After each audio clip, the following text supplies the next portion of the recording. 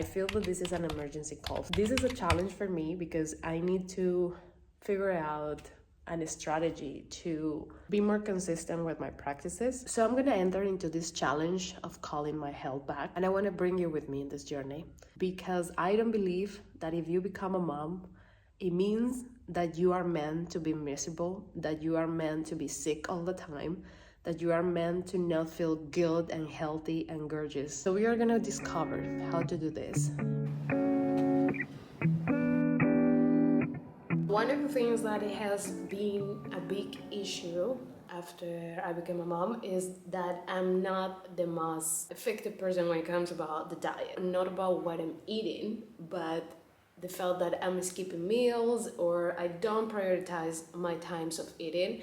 So I think that my body is not really receiving the proper nutrients. I do hold a very clean and balanced diet. I think this is something that I learned after healing my issues with eating disorders with my bulimia, and then I learned how to eat intuitively by listening to my body. But right now I'm just having an issue with being more mindful about my food and also eating at the proper times and taking the time to eat. It needs to become a priority. I also realized that, well, obviously I don't have a lot of time and I'm not the best cook. I need to come around with also having supplements with my diet. We are a little bit like a pharmaceutical right now, but I think that this is enough for what I want to complement with my diet.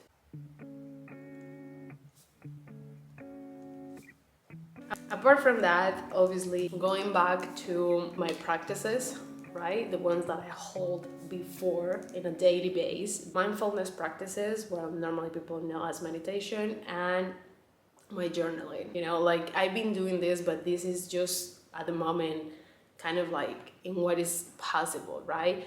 And it needs to go back to be a priority in a daily basis. I need to figure out in which moment of my day this is going to be possible, that it can become a consistent practice. But it needs to be a priority because that, in combination with my diet, is what allows my body to be healthy. If my mind is in constant turmoil and chaos and is more like quiet and it has this space, is not just of relaxation but of reflection, and I kind of like declutter my mental space, and I also allow my mental aspect to work with my emotions as well. That allows my body to not overcharge and somatize anything. Most of the illnesses that we suffer start in the mind. Mind creates energy blockages that later are translated into an emotional issue that later becomes a physical issue. So if we keep a consistent practice where we can be in like checking constantly our mind and also our emotions in our body and how we are regulating them,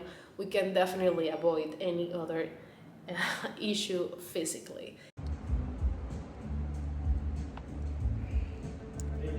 Part of bringing well-being and reclaiming my well-being in and out, it's also giving a more structured and consistent space to what are my professional goals and what are those things that personally interest me that bring mental stimulation, creativity. I have noticed that after I became a mom, obviously this is something that becomes difficult. We tend to put at the end of the line anything about with ourselves or with our work, because we have to focus in raising this new little persona. But after a while and after a period of time, at least of the first 6 months, I will say, even the first year, which like a mom can be dedicated to a child, we start to feel that we need that encouragement of feeling that we are being productive and that we are doing something else besides the role of being a mom. That is a healthy brain. A healthy brain is a brain that is not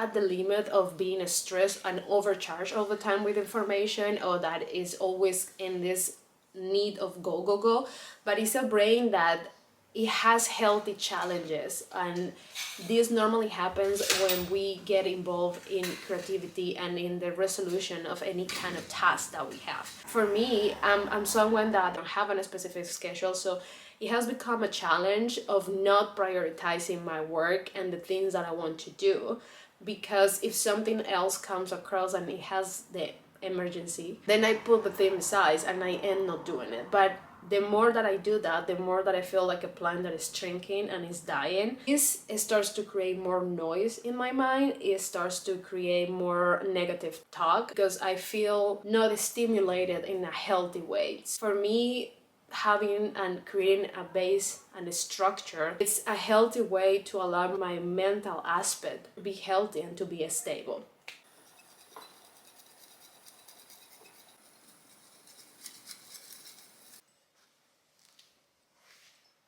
The type of information that we are engaging with in a daily basis is also putting the mark for the way, the mood, the feelings of how we are going to go through our day. So this is why it's so important to be discerning and be aware about how you are allowing information and stimulation coming into your mind. In my case, for a long time already, I have been practicing what is consciously deciding, not watching news, being very aware of the kind of sources where I get information about what is happening in the world, because I don't want to be misinformed, but also I don't want to put myself in a state of anxiety, overwhelming, and stress because of all the noise of the media. I'm very aware, I'm very picky about what I do consume in social media, for example. Even though social media is my job, I have a very strict rule with myself about the screen time that I spend on social media. On another hand, I think that it's also important to be aware about the space that we are giving to ourselves when it comes about having relaxing time, not screen time,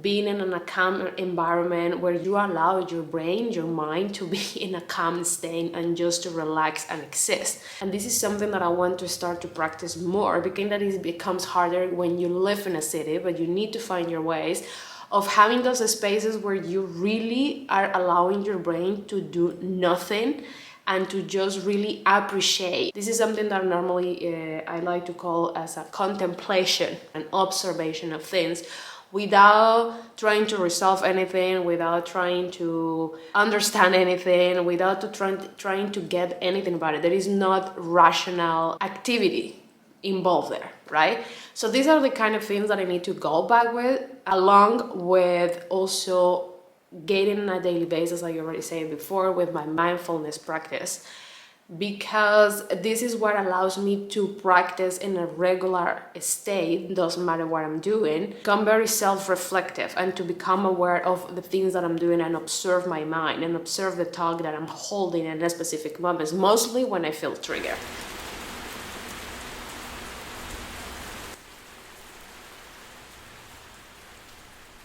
Moving the body is really an essential part of any routine that we might build up when it comes about having balance in our well-being, inner and out. Because what many people don't really understand is that the physical body is not separate from what is happening in your mind, in your emotions. Your body is translating the way that your mind and your emotional and energetical being feels. And that's why most of the time when we have imbalances emotionally or mentally or energetically, which at the same time they are all linked together, we start to develop problems in our physical body. This is something that I have understood for a long time already.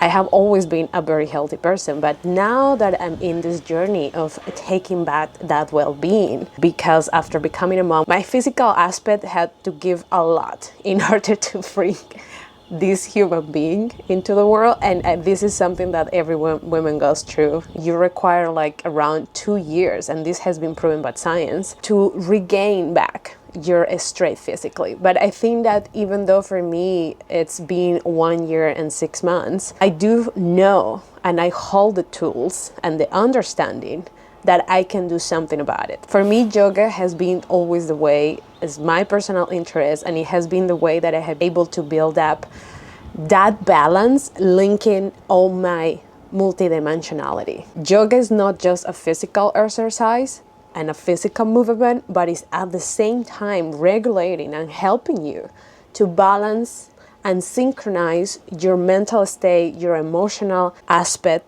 and your energy all together with your physical body. And I think that for me, that's why it has such a power. I've been practicing yoga already for like over 10 years, and I do feel the difference when yoga is part of my daily routine, like my life. After becoming a mom, the practice of yoga became less, as I wasn't able to really do it in a daily basis. I feel that is part of why my body doesn't feel strong enough and healthy. And you when you move your body, you are not just balancing your well-being, but you are also bringing more energy into your system. It's necessary, not just for releasing dopamine and serotonin, which are the hormones that allow you to feel better with yourself and feel happy and connected, but also the fact of like that building up that momentum when you feel you can carry around with your days. It's just part of the essential aspect of building up your well-being from in and out.